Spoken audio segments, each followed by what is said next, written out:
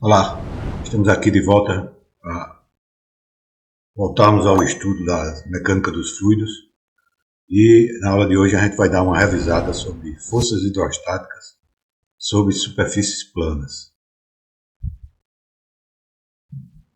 A gente viu na nossa aula lá, que está no nosso curso, que as forças hidrostáticas sobre superfícies planas, elas giram em torno, toda a teoria gira em torno dessas duas equações.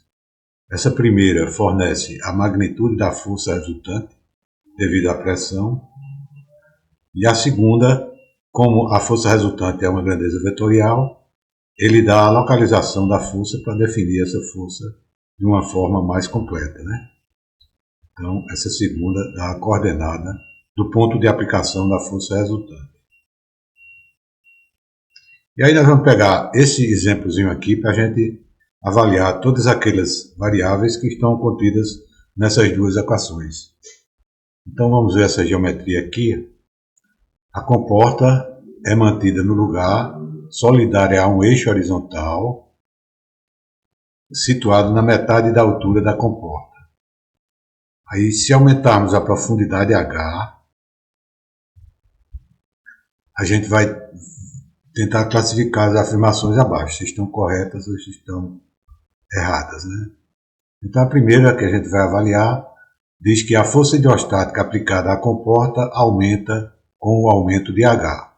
Se a gente aumentar essa profundidade aqui, H, o que é que acontece com a força resultante, né? A magnitude dela. Como a gente viu, a força resultante é o produto do peso específico do líquido mais a profundidade do centroide da comporta. Nesse caso, por se tratar de uma comporta retangular, o centroide está aqui coincidindo com o eixo, né?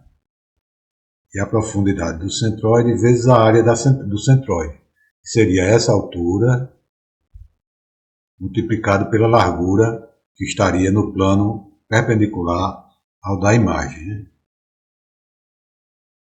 E a profundidade do centroide, né, é o ponto de onde o centroide está até a distância vertical até a superfície da água. Esse é o HC. Então, se a gente aumentar o H, vai aumentar a profundidade do centroide e vai aumentar. Né? Se aumentamos o H, nós vamos aumentar também a força resultante. E dessa forma, essa primeira afirmação está correta, né? Aí vamos então passar para a segunda. A distância entre o centro de pressão é exatamente o ponto onde a força resultante é aplicada. Então a distância entre o centro de pressão e o centroide da comporta aumenta com o aumento de H. Vamos verificar isso. Então, aqui está o centro de pressão, onde a força resultante está, né, sendo exercida aqui na comporta. O que dá a coordenada da força resultante é essa coordenada YR, que parte da superfície do líquido, acompanhando o eixo Y, que é o eixo que contém o plano da comporta, né, até o centro de pressão. Já o Y do centroide, da mesma forma, parte da superfície do líquido, acompanhando o eixo Y até o centroide, né? Então, o Y do centroide e o Y da resultante. E como nós já vimos, a equação que dá o Y da resultante é essa aqui. Esse momento de área que aparece aqui no numerador do primeiro termo é o segundo momento de área em relação ao eixo que passa pelo centroide da área. E nós já vimos em aula anterior que isso aqui é dado pela base da comporta vezes a altura ao cubo sobre 12.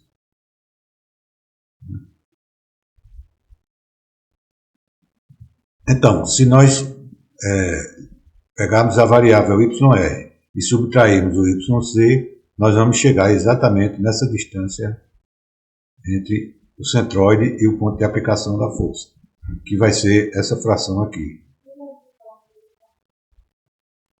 Então, quando a gente aumenta o H, a gente aumenta também o YC, né? Porque o YC é igual à profundidade do centroide.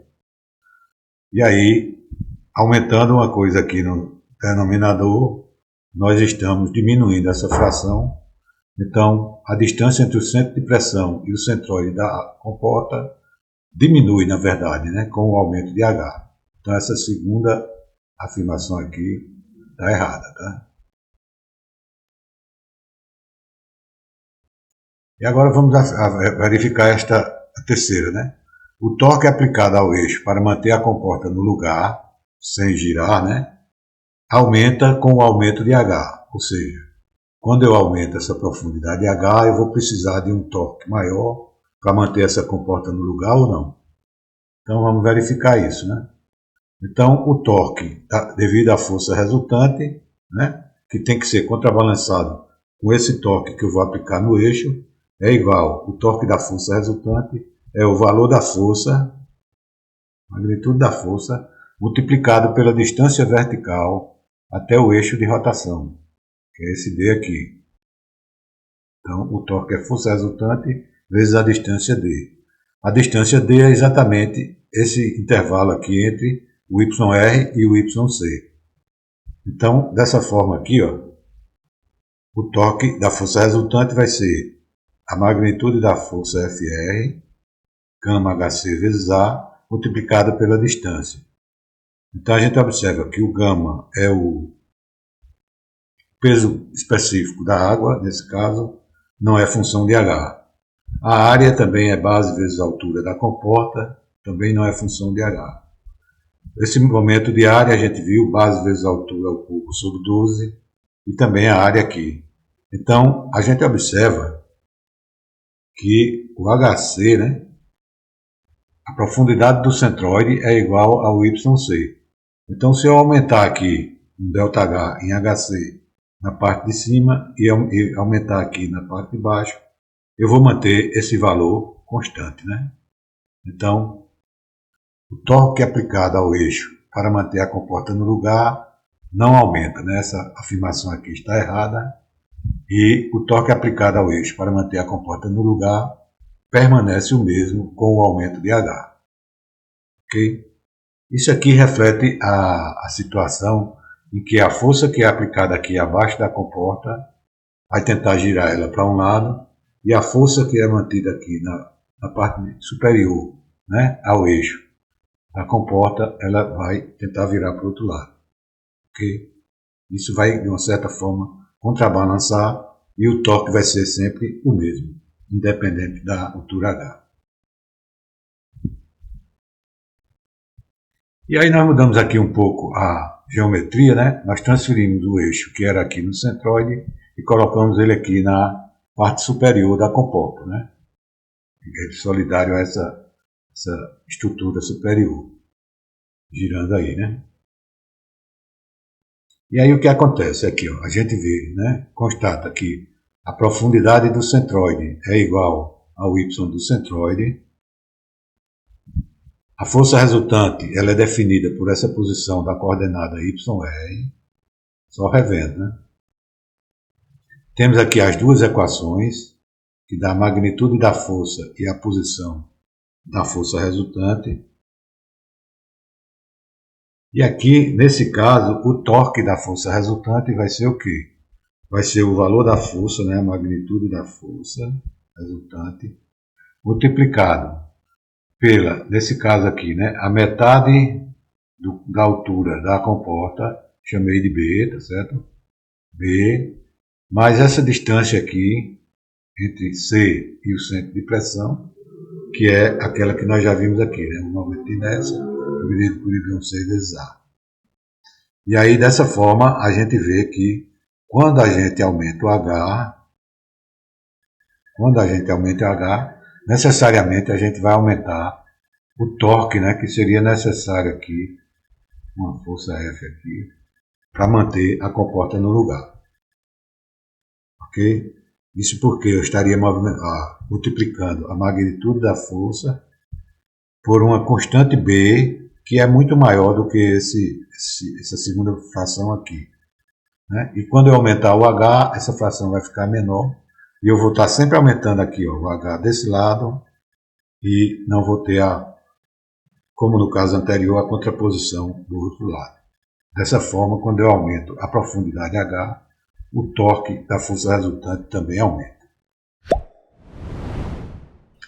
Esse exercício foi para firmar, os conceitos sobre força sobre superfícies submersas, que foi dado na nossa aula 6, e está disponível no canal do YouTube Motores McFlu. Eu reitero a minha solicitação de vocês, caso não sejam ainda, se inscrevam no canal e apertem o botão do like aí para dar mais vida ao nosso canal e fazer com que essa troca de informações se torne mais efetiva. Vem mais por aí. Muito obrigado.